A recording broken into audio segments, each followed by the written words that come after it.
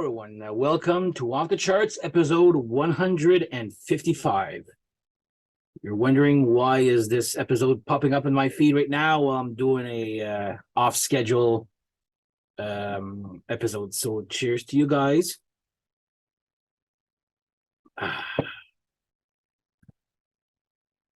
Now I'm doing a thread from which was started by JC. I'll put the link on in the comments here below. Giant JC's Flipside channel. So your friend Dan is going to do an episode regarding lost classics from the 90s. So the thread is called Lost Classics from the 1990s, started by JC. So I thought I'd jump in. And you guys are all wondering, what the hell, Dan, Mr. Hair Metal, what are you doing?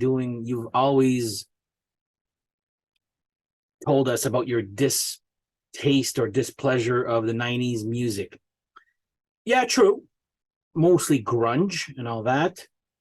But there is a few bands here and there that I still liked in the 90s. Also, most of my hair metal bands still did some music in the early 90s. So still technically the 90s, right? But right now we're talking about lost classics.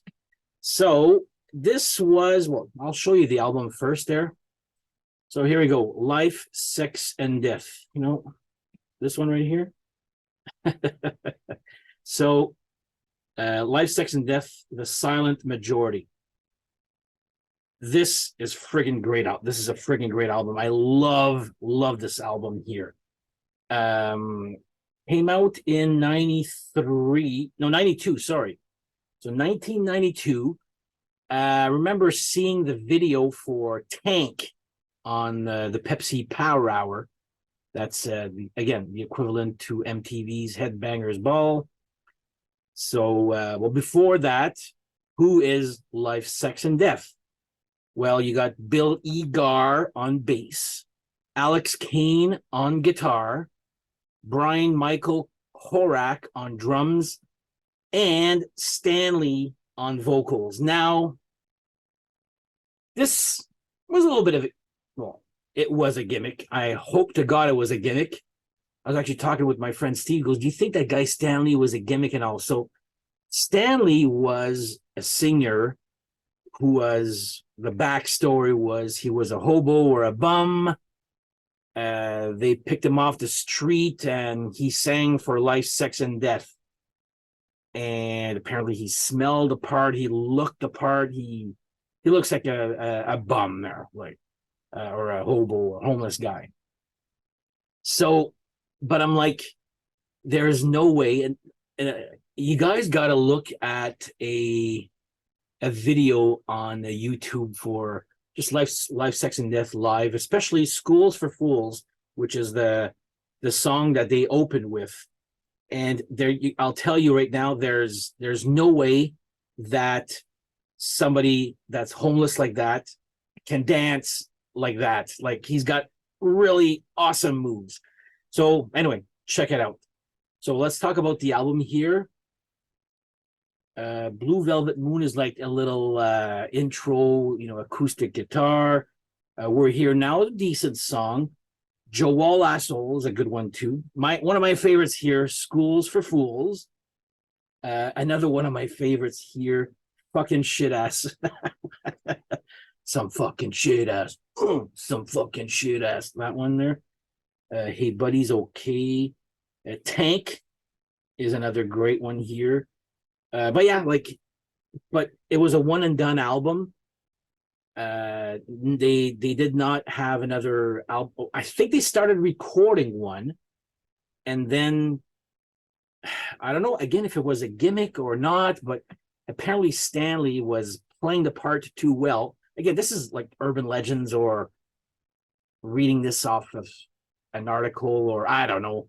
So apparently he was playing the part a little too much. He actually smelled like urine. I don't know. Like, apparently it's a gimmick too that went a little too far.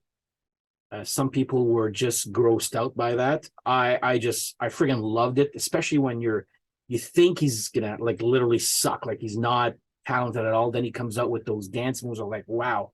I remember the song Tank. I think I liked it at the time, but there's a lot better songs on that album than Tank. Like I said, Schools for Fools, some fucking shit ass. I love that one too there. So yeah, I do own some albums from the 90s. I think this one is actually pretty forgotten. Anybody that I talk, like I know my friend Yan loves these guys too, like as much as I do here. Here's the back cover. Actually, there's a picture of Stanley.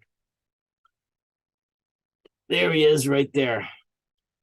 So that's the band, and then the little, I'll try to put it as close as possible. That's how he looks like. So yeah, it's a one and done album, unfortunately. I don't know what the hell happened. I think they were recording another one, but I don't know. I love this one here. Anybody I know that's actually heard the album really likes it a lot there. I've never heard anybody say, oh, I really hate that there, but yeah, Life, Sex, and Death, The Silent Majority would be my lost classic from the 90s. Do you guys know this one? Do you guys own this? I think it's great. I had it on CD, then on vinyl too. It was not easy to find, but it's findable. That's a word there. So there's my 90s episode. See, I dressed up all in flannel all for you guys here for this. So anyway, this is my episode on that. So thank you, JC, for the nice suggestion. Told you, Steve, I could actually do this here. So I'll do one. Mr. Hair Metal can actually like other stuff than hair metal. So on that note, thank you guys for watching. Check out JC's thread if you guys want to jump on the thread. Also, go ahead. I'll put the link on the bottom here in the comments. Thank you for watching, and we'll see you next time. Take care. Goodbye.